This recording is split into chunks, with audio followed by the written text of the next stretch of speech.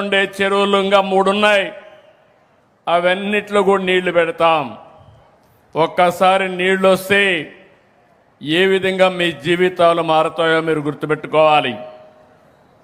నేను 10 సూత్రాలు పెట్టుకొని స్వర్ణాంధ్రప్రదేశ్ పోతున్నాం.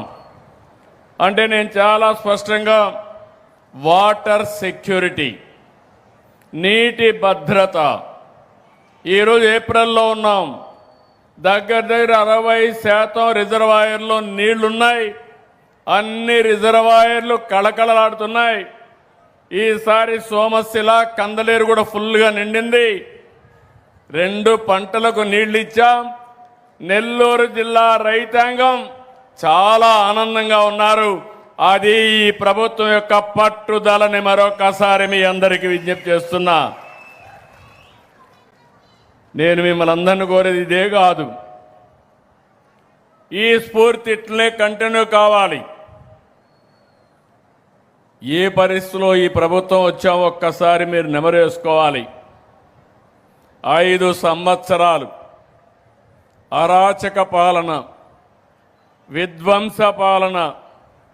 నేను 4వసారి ముఖ్యమంత్రి, 15 సంవత్సరాలు ప్రతిపక్ష నాయకుడిని. నా జీవితంలో ఇలాంటి పార్టీని, ఇలాంటి వ్యక్తిని చూడలేదంటే అతిశయోక్తి కాదని మరొకసారి మీకు విజ్ఞప్తి చేస్తున్నా.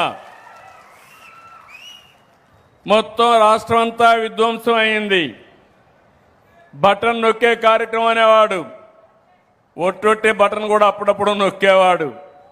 ఈరోజు మీ స్ఫూర్తిని చూశాను. నేను ఎవరిని బలవంతం చేయలేదు. మీరు స్వచ్ఛందంగా ఇంత పెద్ద ఎత్తున వస్తున్నారంటే అది సుపరిపాలనకు నాంది, ఉదాహరణ అని చెప్పి కూడా నేను మీకు తెలియజేస్తున్నా.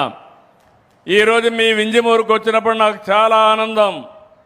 ఇక్కడి నుంచి నేరుగా ఒంటిమిట్టకి వెళ్తున్నాను. అక్కడ ఈరోజు సీతారామ కళ్యాణం కూడా జరుగుతుంది. అలాంటి శుభ సందర్భంలో నేను ఇక్కడికి వచ్చాను. రెండో విషయం కూడా మీరు గుర్తుపెట్టుకోవాలి. ఈరోజే ఒక చరిత్ర, 3 ముక్కలాట, 3 రాజధానులు, రాష్ట్రాన్ని విధ్వంసం చేసి ఆనందం పొందారు. మొన్న కూడా నేను ఒక చట్టం తీసుకొచ్చే మునుపు కేంద్రం ఒక తీర్మానం పంపిస్తే ఇమ్మీడియట్గా చేస్తామని అడిగితే నేను మేఘాలపైన అసెంబ్లీ సమావేశం పెట్టి ఢిల్లీకి పంపించాం. అసెంబ్లీ సమావేశాలకు కూడా రాలేదు. అది ఒక రాజకీయ పార్టీ ఎట్లా ఊహిస్తారో మీరు నాకు అర్థం కాల.